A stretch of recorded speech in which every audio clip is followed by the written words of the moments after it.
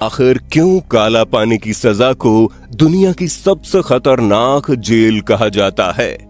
क्यों इसका नाम सुनकर ही लोग थर थर कांपने लगते हैं?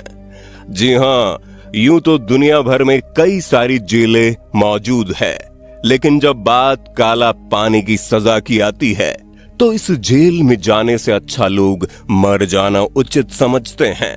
भारतीय इतिहास की वो खौफनाक जगह जहां आज भी आजादी का दर्द छुपा हुआ है, वो कोई और नहीं बल्कि सेक्युलर जेल है, जिसे दुनिया भर में काला पानी की सजा के नाम से जाना जाता है।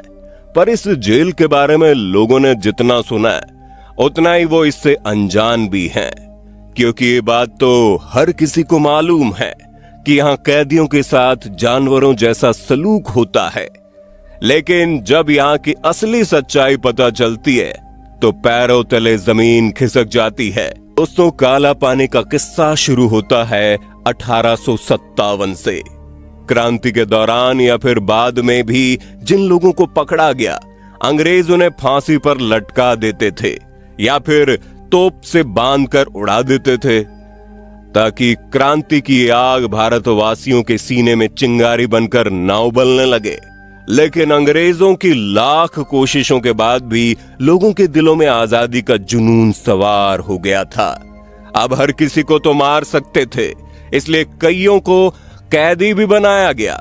विद्रोह ना हो इसलिए अंग्रेजों ने स्वतंत्रता सेनानियों की मेनलैंड से दूर भेजने का फैसला किया।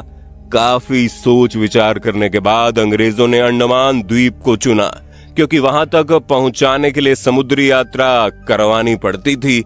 और सबसे बड़ी बात यह थी कि उस समय भारत में ये मान्यताएं थी कि अगर किसी ने समुद्र की यात्रा करके देश छोड़ा तो उसका धर्म भ्रष्ट हो जाएगा, और जो लोग ऐसा करते थे उसे जात पात से बाहर कर दिया जाता था।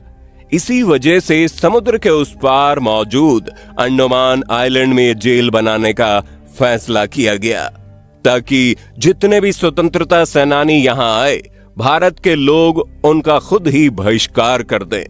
और यही कारण है कि अंडमान में बने सेलुलर जेल को काला पानी की सजा कहा जाता था। 1857 के बाद 200 कैदियों को पहली बार अंडमान भेजा गया। 1868 में 700 कैदी कराची से भेजे गए। शुरुआत में इन लोगों को एक घरनुमा जेल में रखा जाता था। 1890 तक कैदियों की संख्या काफी तेजी से बढ़ने लगी थी, और ये चीज अंग्रेजों को हजम नहीं हो रही थी।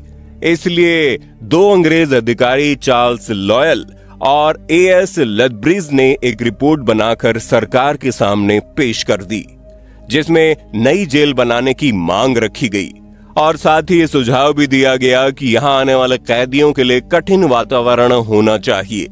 सरकार ने इस चीज के लिए मंजूरी दे दी, और फिर 1896 में नई जेल का काम शुरू हुआ, जिसके लिए बर्मा से लाल ईंटें मंगवाई गई, और मजदूरी के लिए उन्हीं कैदियों का इस्तेमाल किया गया जो आगे चलकर इसी में रहने वाले थे। वैसे इस जेल का आकार काफी अनोखा है, जिसके पीछे भी एक कहानी है। असल में 19वीं सदी में जेरमी बेंथम नाम के एक बहुत बड़े दार्शनिक हुआ करते थे, जिनका यह मानना था कि कौन सी चीज कितनी अच्छी है ये इस बात से तय होता है कि वो चीज कितने लोगों का भला करती है। जिस तरीके से ज्यादा लोगों का भला हो वही अच्छा है। अब सुनने में ये बात आपको सही लग सकती है, लेकिन इस विचारधारा में एक समस्या है।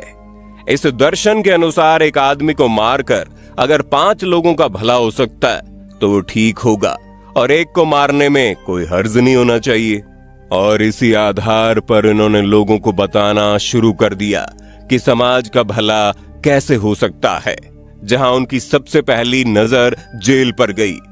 बेंथम साहब ने कहा कि जेल की बनावट में दिक्कत है। जेल में जितने कैदी होते हैं उसी अनुपात में गार्ड भी रखने पड़ते हैं, जिससे लोगों के काम की बर्बादी होती है।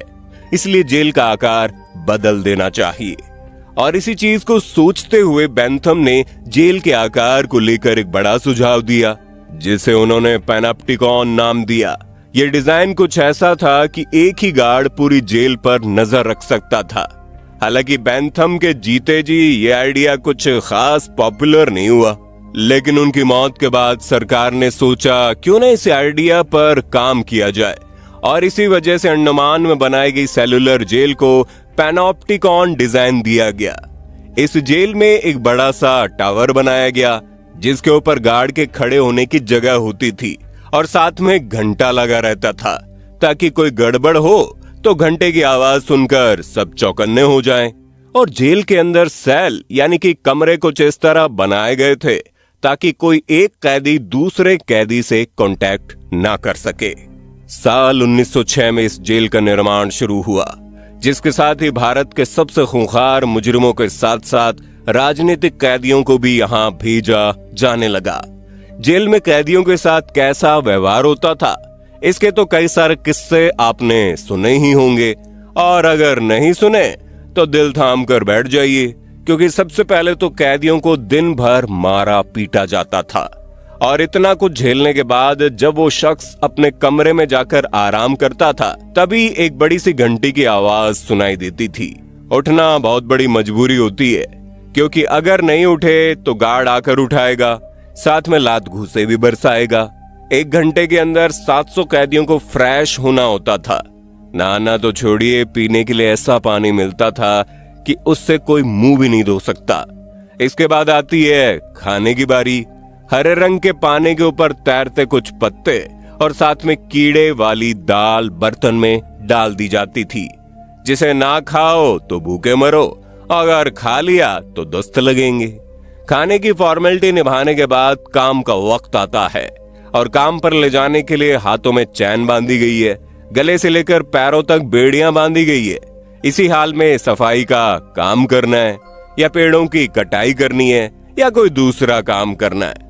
और अगर आप राजनीतिक कैदी हैं तब तो वहां अलग से खातिरदारी होती है।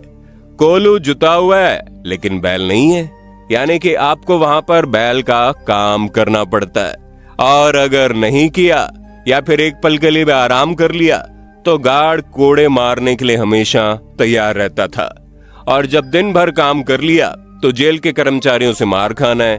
यही काला पानी की सजा झेल रहे कैदियों की रोजमर्रा की जिंदगी थी जहां हर पल उन्हें मौत से भी बदतर जीवन यापन करना पड़ता था और इसलिए काला पानी की सजा को दुनिया की सबसे खतरनाक सजा कहा जाने लगा। तो दोस्तों ये थी काला पानी की सजा की सच्चाई, जिस पर आपका क्या कहना है कमेंट में बताइए। दोस्तों आपकी स्क्रीन पे 2 और वीडियोस दिख रही हैं, जिसे देखने के लिए आप इस स्क्रीन पर क्लिक करें।